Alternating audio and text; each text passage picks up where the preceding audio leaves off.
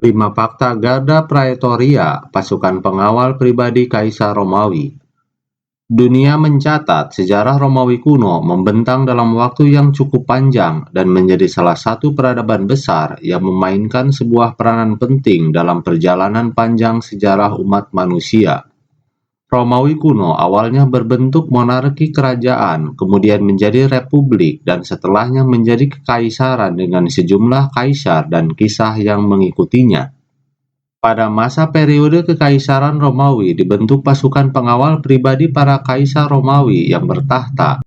Pasukan tersebut dikenal dengan nama Garda Praetoria, sebuah unit militer elit yang bertugas mengawal kaisar Romawi dan kekaisarannya. Sejarah dunia mencatat sejumlah pasukan pengawal pribadi raja atau kaisar memainkan peranan penting dalam berjalannya sebuah roda pemerintahan dan kekuasaan, begitu pula dengan Garda Praetoria. Selama 300 tahun kehadirannya di Kekaisaran Romawi, pasukan ini telah mencatatkan banyak kisah sebelum akhirnya dibubarkan. 1. Dibentuk oleh Kaisar Octavianus Augustus. Cikal bakal Garda Praetoria sebenarnya sudah dimulai sejak Roma masih berbentuk republik. Pada awal abad kedua Masehi, sejumlah unit militer istimewa dipilih untuk mengawal jenderal-jenderal Romawi ternama seperti Marcus Antonius dan Scipio Africanus. Sejumlah literatur juga mencatat jenderal besar Romawi Julius Caesar menugaskan legiun ke-10 Equestris menjadi pengawal pribadinya. Garda Praetoria, pengawal kekaisaran Romawi, secara resmi dibentuk oleh Kaisar Octavianus Augustus setelah ia menjadi kaisar pertama Romawi di tahun 27 sebelum Masehi. Kaisar Augustus adalah salah satu kaisar terbesar dalam sejarah kekaisaran Romawi. Ia membentuk Garda Praetoria untuk mengawal dirinya dan kekaisarannya. Garda Praetoria bentukannya terdiri atas 9 cohort, satuan taktis militer Romawi kuno. Setiap cohortnya terdiri atas 500 hingga 1000 orang prajurit yang baraknya ditempatkan di pinggiran kota Roma agar dapat merespons secara cepat bila terjadi situasi darurat. 2. Menjadi unit pasukan elit yang memiliki hak istimewa dan kekuatan politik besar. Garda Praetoria merupakan unit militer dengan kemampuan militer dan intelijen terbaik sehingga dipilih untuk menjadi pengawal pribadi kaisar. Karena menjadi pengawal kaisar di pusat kekuasaan, Garda Praetoria memiliki sejumlah keistimewaan yang tidak dimiliki oleh legiun Romawi lainnya. Garda Praetoria memiliki sejumlah hak istimewa seperti waktu bertugas selama 16 tahun dibandingkan dengan 25 tahun untuk legiun biasa. Para anggota Garda Praetoria menerima gaji 3 kali lebih tinggi, memiliki senjata dan peralatan tempur yang lebih baik, serta jenjang karir militer yang lebih baik dibandingkan dengan legiun biasa. Selain itu, mereka akan dibebaskan dari pajak atas tanah yang diberikan pada masa akhir pengabdian mereka. Dengan sejumlah keistimewaan tersebut, maka tidak mengherankan jika semakin hari Garda Praetoria juga memiliki kekuatan politik yang semakin besar karena dekatnya dengan pusat kekuasaan yang justru bisa menjadi bumerang bagi kaisar sendiri. 3. Bertugas sebagai pasukan pemadam kebakaran. Tidak melulu bertugas dalam urusan militer, fakta sejarah juga mengungkapkan tugas unik Garda Praetoria sebagai pasukan pemadam kebakaran. Kekaisaran memiliki sejarah yang mengerikan mengenai kebakaran besar yang melanda kota Roma. Bencana kebakaran merupakan bencana potensial yang mengancam kota Roma di masa lalu. Meskipun kaisar memiliki petugas pemadam kebakaran yang bernama Vigiles, namun kaisar akan mengirim Garda Praetoria untuk membantu Vigiles dalam mengatasi kobaran api hingga terkendali.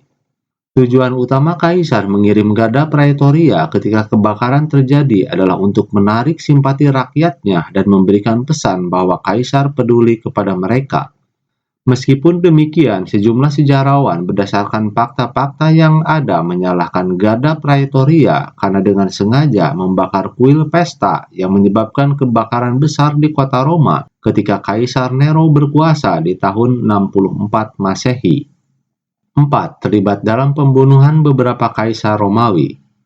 Meskipun para prajurit Garda Praetoria disumpah untuk setia dan melindungi Kaisar Romawi, namun terdapat beberapa fakta yang mengejutkan mengenai keterlibatan mereka dalam pembunuhan sejumlah Kaisar Romawi.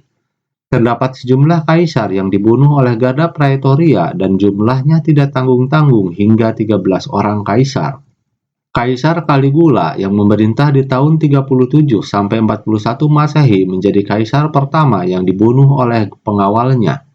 Selanjutnya, Garda Praetoria terlibat dalam pembunuhan sejumlah kaisar Romawi seperti Kaisar Galba di tahun 69 Masehi, Kaisar Commodus di tahun 192 Masehi, Kaisar Pertinax di tahun 193 Masehi, Kaisar Caracalla di tahun 217 Masehi, dan Kaisar Elagabalus di tahun 222 Masehi.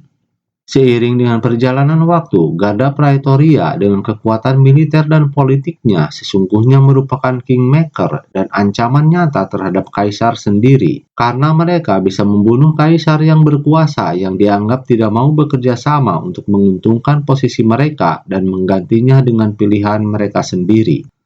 5. Dibubarkan pada masa Kaisar Konstantinus Agung berkuasa.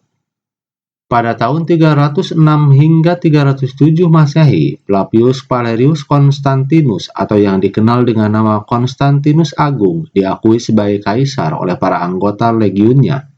Konstantinus mengalahkan rivalnya Maxentius yang didukung oleh Garda Praetoria dalam pertempuran Milvius Bridge di tahun 312 Masehi. Setelah menjadi kaisar dan penguasa tunggal Roma, Kaisar Konstantinus Agung tidak mempercayai lagi Garda Praetoria dan membubarkan unit militer elit tersebut untuk selamanya.